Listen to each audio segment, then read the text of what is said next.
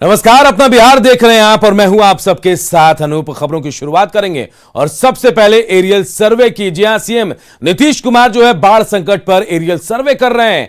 बाढ़ग्रस्त इलाकों का सीएम सर्वेक्षण कर रहे हैं। 2 चरण में सर्वेक्षण का काम चल रहा है। इस वक्त सीएम नीतीश कुमार सर्वेक्षण कर रहे हैं। भागलपुर, बेगूसराय, खगड़िया, मधेपुरा का सर्वेक्षण जारी है, जबकि दूसरे चरण में पटना, नालंदा और नवादा का सर्वेक्षण करेंगे। तो देखिए, बाढ़ की स्थिति को देखते हुए बाढ़ संकट पर इस वक्त सीएम नीतीश कुमार सर्वे कर रहे हैं, एरियल सर्वे कर रहे हैं वो, और 2 चरण में उनका ये सर्वेक्षण हो रहा है। और पहले हम आपको बताएं जिन चरणों में जिन जगहों पर सर्वेक्षण हो रहा है, एरियल सर्वे हो रहा है, भागलपुर, बेगूसराय, खगड़िया, मधेपुरा का एरियल सर्वे कर रहे हैं और दूसरे चरण में पटना, नालंदा और नवादा का वो सर्वेक्षण करेंगे।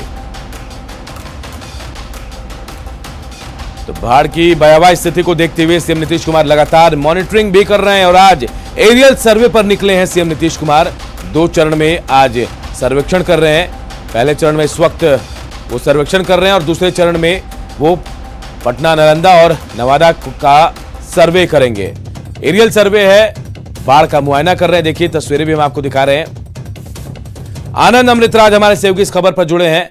आनंद, पहला चरण फिलहाल चल रहा है, क्या कुछ जानकारी आपके पास में है? क्योंकि बाढ़ संकट को लेकर गंभीर नजर आ रहे हैं मुख्यमंत्री। देखिए, निश्चित रूप से और उत्तर बिहार के कई जिले पहले से ही बाढ़ प्रभावित हैं और अब दक्षिण बिहार के भी कुछ इलाकों में बाढ़ का खतरा मंडरा रहा है। और इसी को देखते हुए नीतीश कुमार सुबह में 11 बजे भागलपुर, बेगूसराय, खगड़िया और मधेपुरा का दौरा कर रहे थे और उसके बाद अभी भी दौरा हो रहा है। और उसके बाद वो पटना, नालंदा और नवादा के इलाकों में भी जा रहे हैं और वहां भी हवाई सर्वेक्षण करेंगे, क्योंकि मानसून का समय और कई इलाके बिहार में बाढ़ से बुरी तरीके से प्रभावित होते हैं। तो नीतीश कुमार हर तस्वीर को अपनी आंखों से देखना चाहते हैं और क्या वस्तु स्थिति है इसकी जानकारी लेकर अधिकारियों के साथ वो सामने बैठक करेंगे। हर बार ऐसा हुआ, इससे पहले भी सर्वेक्षण किया था उन्होंने एरियल सर्वे, और उसके बाद अधिकारियों के साथ बैठक भी करते हैं और वहां से जो कुछ वो देखते हैं उसके मुताबिक निर्देश भी देते हैं। आज भी ऐसा ही होगा? बिल्कुल बिल्कुल, मैं वही बता रहा था अनूप कि जब दौरा करने के बाद शाम में वो जल संसाधन और आपदा प्रबंधन के जो अधिकारी हैं तमाम लोगों के साथ वो बैठक करेंगे और बैठक में वो तमाम तरह के निर्देश जारी करेंगे कि अगर वहां फ्लड की स्थिति खतरनाक है तो वहां पे बचाव के लिए क्या कुछ उपाय जल संसाधन की तरफ से, आपदा विभाग की तरफ से किया जा रहा है, और अगर स्थितियां खराब होती हैं तो आने वाले समय में और तैयारियां क्या हो सकती है। तो तमाम पहलुओं पर नीतीश कुमार पहले खुद से देख लेना चाहते हैं और तस्वीर अपने से देखने के बाद जब अधिकारियों के साथ बैठक करेंगे तो तमाम फीडबैक भी उनके पास आएगा और कि क्या कुछ किस इलाके में सबसे ज्यादा बाढ़ का खतरा है, और अगर बाढ़ का खतरा है तो तटबंध से लेके जो जरूरी जो बात है, बिल्कुल जरूरी दिशा निर्देश वहीं देंगे अधिकारियों को। तो देखिए, 2 तस्वीरें हम आपको दिखा रहे हैं। 6 जुलाई को भी सर्वेक्षण किया था, एरियल सर्वे किया था मुख्यमंत्री नीतीश कुमार ने, और उसके बाद आज भी वो बाढ़ पीड़ित इलाकों का सर्वेक्षण करने निकले हैं। 7 जुलाई की भी तस्वीरें हम आपको दिखा रहे। देखिए, 2 तस्वीरें इससे पहले जब मुख्यमंत्री एरियल सर्वे करने पहुंचे थे बाढ़ के हालात का जायजा लेने के लिए, और ये तस्वीरें बता रही कि कितनी गंभीर है मुख्यमंत्री बाढ़ को लेकर। और हर बार यही होता है, एरियल सर्वे करने के बाद वो अधिकारियों के साथ बैठते हैं और जो कुछ उन्होंने देखा है उसके मुताबिक वो जैसे नोट डाउन करते हैं और उसके मुताबिक अधिकारियों को राहत बचाव के निर्देश देते हैं।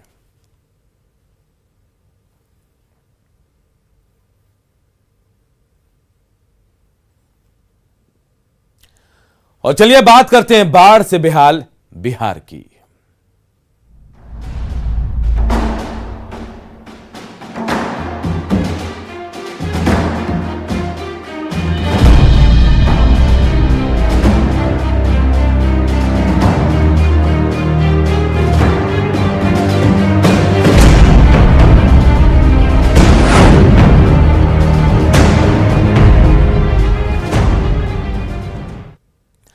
तो बाढ़ का पानी दरभंगा में गांवों के बाद अब शहर में भी घुसने लगा है।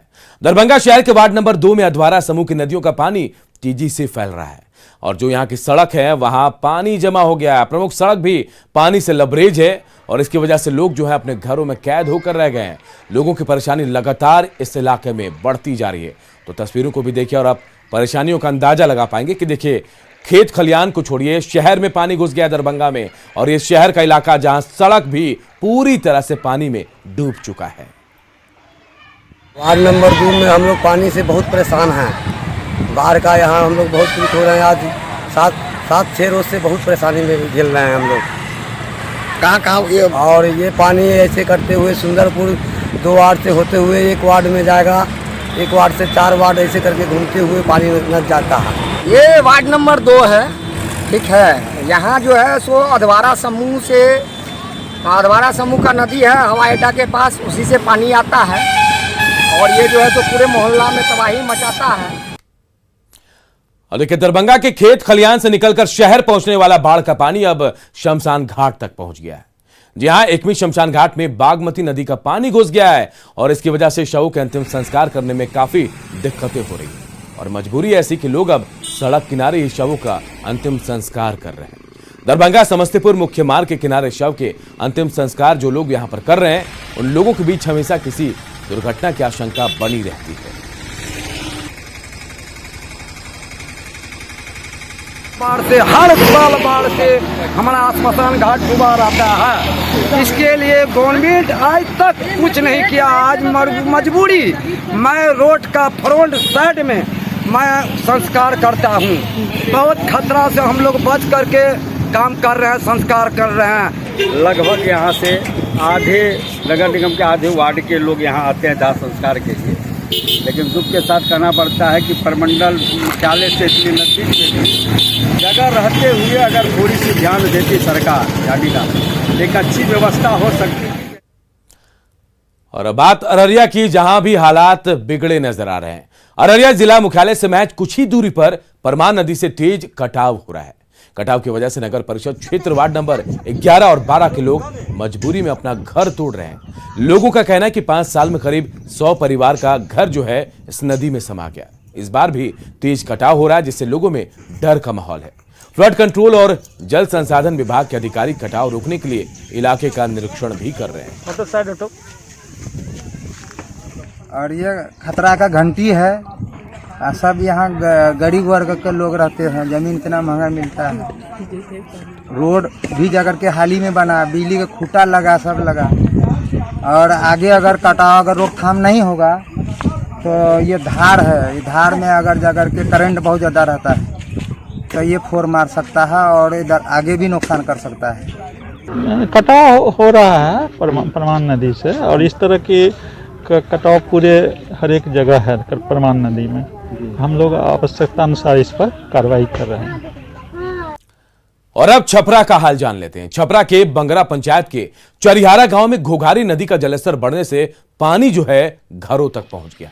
लोगों को आने जाने में काफी दिक्कतों का सामना करना पड़ रहा है। वार्ड नंबर 16 में पानी घुस गया है, जिससे लोगों को आने जाने में दिक्कतें हो रही, क्योंकि यहां रास्ता बंद हो गया है। परेशान लोगों ने बांस से चचरी पुल का निर्माण किया, जिससे उनकी समस्या खत्म हो पाए। 16 नंबर वार्ड में हमने के घर के पूरा आरी से पूरा पानी ढूक गल बाटे। हमने के घोघाई नदी के पानी जौन बजा के उसे पूरा भर जाता थे। हमने कहीं से आगे जाके रास्ता नहीं थे, वही रास्ता बा वो माने हमने के दिक्कत से बांस के चतरा से पुल बनैनी है। सपना से सोचे कि पूरा पुल के वजह हम देनी है, लेकिन उनमें से चांदा उसूल के अपने घर के बगल से 9 आमदी के सहयोग से ओकरा के हम पुल की चतरा बननी है। बहुत दिक्कत बा, वही आगे जाके चतरा बनैले बानी। देश के कई छोटे छोटे शहरों को उड़ान योजना के तहत हवाई सेवा से जोड़ा गया। बिहार में भी दरभंगा एयरपोर्ट से सिविल एयरलाइंस की सेवा शुरू करने के बाद अब गोपालगंज और दूसरे जिलों से हवाई सेवा की शुरुआत करने की योजना बनाई जा रही है। लेकिन सबसे पुराने जिलों में शुमार पूर्णिया में हवाई सफर का सपना लोगों के लिए आज भी सपना बना हुआ है। 2015 में केंद्र की ओर से घोषणा हुई। हाईकोर्ट में जमीन अधिग्रहण में लंबित मामलों में यह घोषणा उलझ कर रह गई। आखिर क्यों, इस रिपोर्ट से जानिए।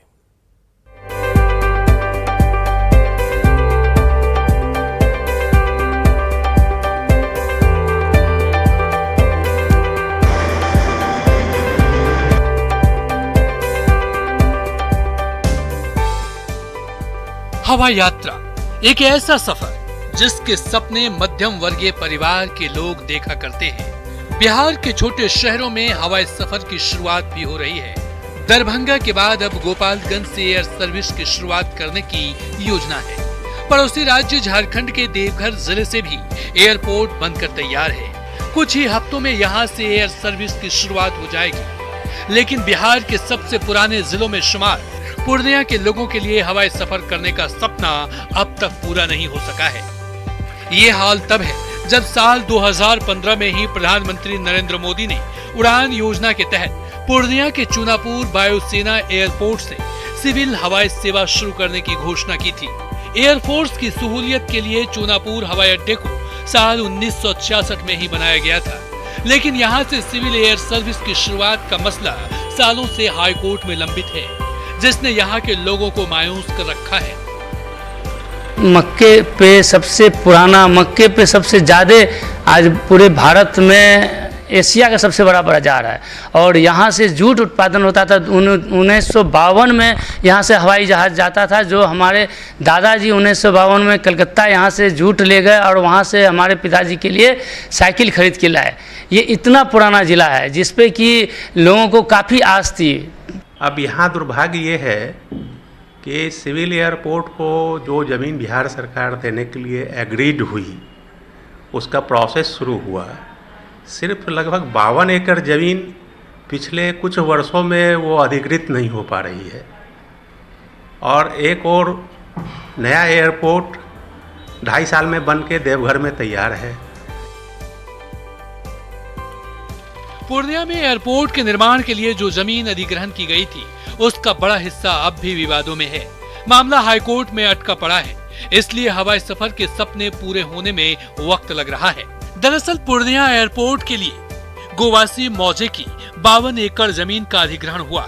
जमीन को लेकर कई रैयतों ने पटना हाईकोर्ट में केस कर दिया। कुछ रैयतों की शिकायतें दूर की गई, मुआवजा राशि का आवंटन भी हुआ। 7 रैयतों का केस अब भी हाईकोर्ट में लंबित है। पूर्णिया के जिलाधिकारी का कहना है कि हाईकोर्ट से निर्देश मिलते ही प्रशासन एयरपोर्ट के लिए आगे की कार्रवाई करेगा। टोटल 9 केस फाइल हुए थे, उसमें से 2 केस में हाईकोर्ट से रिमांड बैक किया गया था। उन 2 केसेज में सुनवाई करके 1/3 ज़मीन एयरपोर्ट अथॉरिटी को हैंडओवर कर दी गई है। बाकी जो 7 केसेज हैं वो अभी भी पेंडिंग है और जैसे ही उसमें ऑनरेबल हाईकोर्ट का कोई निर्देश प्राप्त होगा तो उसमें आगे की कार्रवाई। हवाई चप्पल पहनने वाले लोग हवाई यात्रा कर सकें, इसके दावे केंद्र सरकार करती रही है। बावजूद इसके पूर्णिया में पहले से मौजूद पर्याप्त संसाधन उपलब्ध होने के बावजूद यहाँ के लोगों के हवाई सफर करने का सपना कब पूरा होगा, इसका जवाब किसी के पास नहीं है। जमीन का मामला हाईकोर्ट में फंसा हुआ है, जिस कारण आज तक यहाँ पे एयर सेवा चालू नहीं हो पाई। इससे पहले दरभंगा में चालू हो चुकी है, देवघर में चालू हो गया है, गोपालगंज में भी अब एयर सेवा स्टार्ट होने वाली है, लेकिन पूर्णिया वासियों के लिए एयर सेवा आज भी सपना ही बना हुआ है। कुमार प्रवीण, न्यूज़ 18 पूर्णिया। भागलपुर में भी हवाई सेवा 1969 से 1971 के बीच छोटे प्राइवेट विमानों के जरिए शुरू की गई, लेकिन उसके बंद होने के बाद आज तक यहां के लोग हवाई सफर करने से वंचित है। हां, चुनाव के वक्त यहां पर एयरपोर्ट का मामला जरूर चर्चा में होता है, लेकिन सियासत के शोर के थमते ही मामला ठंडे बस्ते में चला जाता है। ऐसे में भागलपुर की जनता जो है खुद को ठगा सा महसूस कर रही है।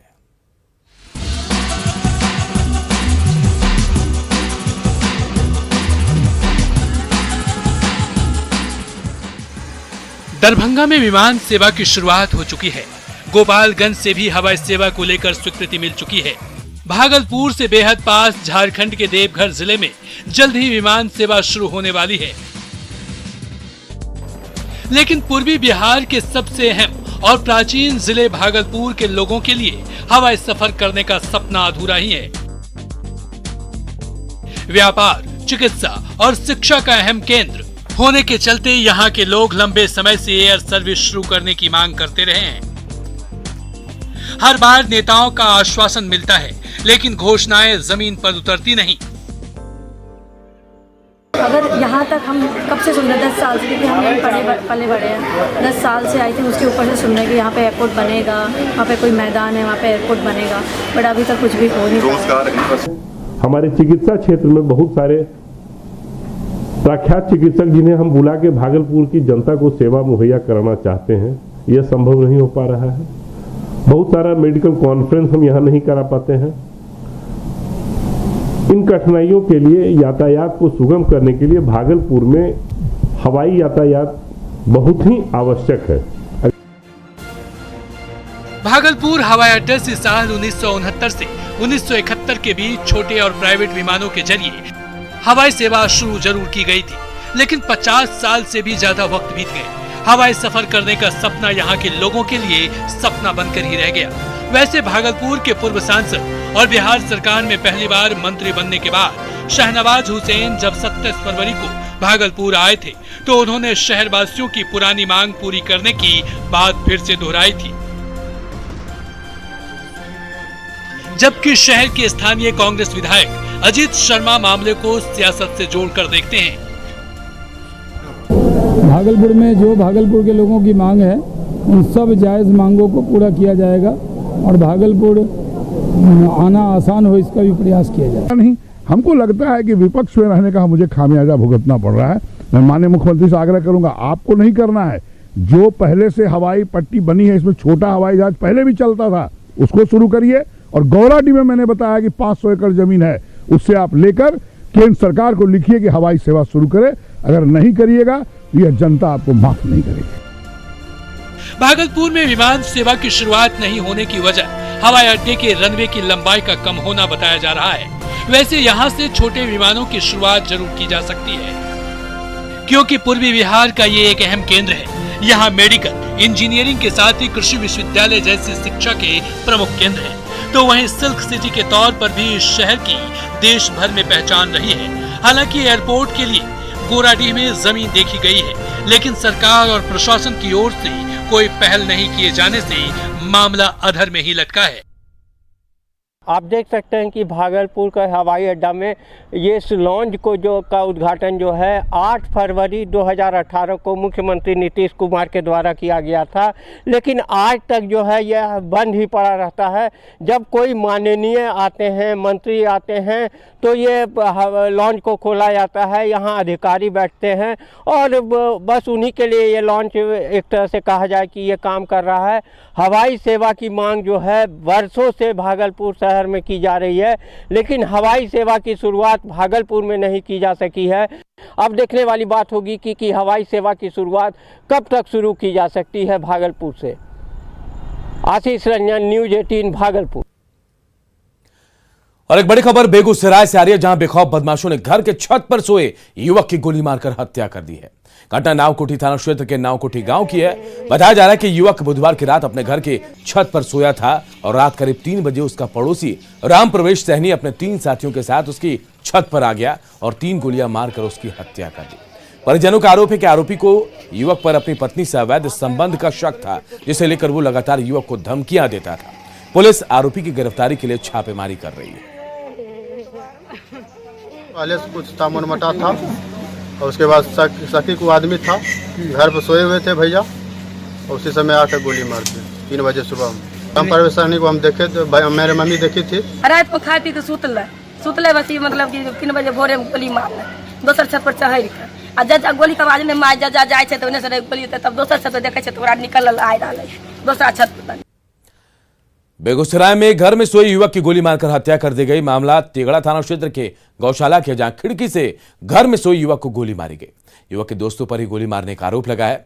परिजनों का कहना है कि 200 रुपए को लेकर दोस्तों से ही युवक का झगड़ा हुआ था, जिसके बाद बुधवार की रात उसकी हत्या कर दी गई। इस मामले में तेगड़ा थाना पुलिस ने 3 आरोपियों को हत्या के आरोप में गिरफ्तार भी किया है, जबकि एक की तलाश की जा रही है।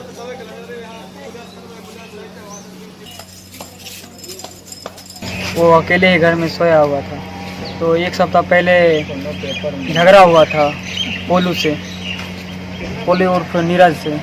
तो उसमें मेरे चाचा एक झापट मारे उसको, नीरज को, जिसमें वो धमकाया कि मैं 1 सप्ताह के अंदर गोली मार देंगे, जान से मार देंगे। इधर सिवान के मैरवा में कोरोना का टीका लगवाने के लिए बड़ी संख्या में लोग वैक्सीनेशन सेंटर पहुंच रहे हैं। मैरवा के मझौली ब्लॉक स्थित इंग्लिश मध्य विद्यालय में कोरोना का टीका लग रहा है। हम आपको तस्वीरें भी दिखा रहे हैं। आप तस्वीरों में देख सकते हैं कि सेंटर के बाहर भारी भीड़ इकट्ठा है। कोई सोशल डिस्टेंसिंग का हालांकि यहां पर पालन नहीं कर रहा है। ज्यादातर लोगों के चेहरे पर मास्क तक नहीं है। सेंटर पर भीड़ को नियंत्रित करने की कोई व्यवस्था भी नहीं है। इन तस्वीरों को देखने के बाद ये कहा जा सकता है कि कोरोना का टीका कहीं कोरोना का कारण न बन जाए, क्योंकि भीड़ में संक्रमित एक व्यक्ति कोरोना विस्फोट का कारण हो सकता है। न्यूज़ 18 दर्शकों से अपील करता है कि वो कोविड प्रोटोकॉल का पालन करें, क्योंकि कोरोना का खतरा अभी टला नहीं है। जमुई के कचहरी चौक पर जरूरतमंदों के लिए लंगर की शुरुआत की गई। यहां हर दिन दोपहर का खाना लोगों को मुफ्त खिलाया जाएगा। गरीब और वंचित लोग इस लंगर का फायदा उठा रहे हैं। रोजाना सैकड़ों लोग यहां खाना खाने पहुंच रहे हैं। शहर के कुछ लोगों ने जन सहयोग से इस लंगर की शुरुआत की और उनका कहना है कि यह लंगर लगातार जारी रहेगा। जमुई शहर के कुछ लोगों ने, वैसे लोग जो गरीब हैं, मजदूर हैं या जरूरी काम से शहर आते हैं, जिला मुख्यालय आते हैं, वैसे लोगों को खाने का इंतज़ाम हो मुफ्त में, इसलिए लंगर का व्यवस्था किया गया है। देख सकते हैं यह निःशुल्क भोजन सेवा है, लंगर है, जो जमुई शहर के कचहरी चौक के पास लग रहा है और ये शुरू किया गया है। जमुई शहर के कुछ लोगों के द्वारा, व्यवसायी हैं, कुछ समाज सेवी हैं, जिनके द्वारा यह पहल किया गया है और दोपहर के एक वक्त का खाना इन लोगों को दिया जा रहा है। देख सकते हैं खास करके वैसे लोग जो मजदूर हैं या फिर शहर या कोर्ट कचहरी या फिर अस्पताल में इलाज कराने के लिए आते हैं, उनको यह यहाँ का लंगर काफ़ी मददगार साबित हो रहा है। बहुत सर, बहुत हम बहुत दूर से आते हैं सर, यहाँ खाना खाते हैं, बहुत आनंद आता है सर। क्या क्यों आए हैं, शहर क्यों आए हैं? आए हैं सर, बीमारी दिखाने के लिए आए हैं। बहुत फायदा हो रहा है सर, भूखे हैं, हाँ खा रहे हैं तो बहुत फायदा है। और क्या, जैसा देख सकते हैं, और यह हर दिन यहाँ पर दोपहर में खाना खिलाया जाता है, भोजन कराया जाता है। उद्देश्य यही है कि कहीं कोई उद्देश्य नहीं, यहाँ लोग आते हैं, कोई भूखा ना रहे। हम लोग की इच्छा यही है कि कोई अगर बाजार में इधर उधर घूम रहे हैं और भूखे उसका समय बीत रहा है तो वो भूखा ना रहे, एक आश्रय तो मिले। जो वैश्विक महामारी कोरोना में लोगों ने अपनी समस्या बढ़ा है, उनका इनकम घटा है। जो आयोजक है उनका कि यह लंगर चलते रहेगा तब तक जब तक मानवता और इंसानियत है। केसी कुंदन, न्यूज़ 18 जमुई।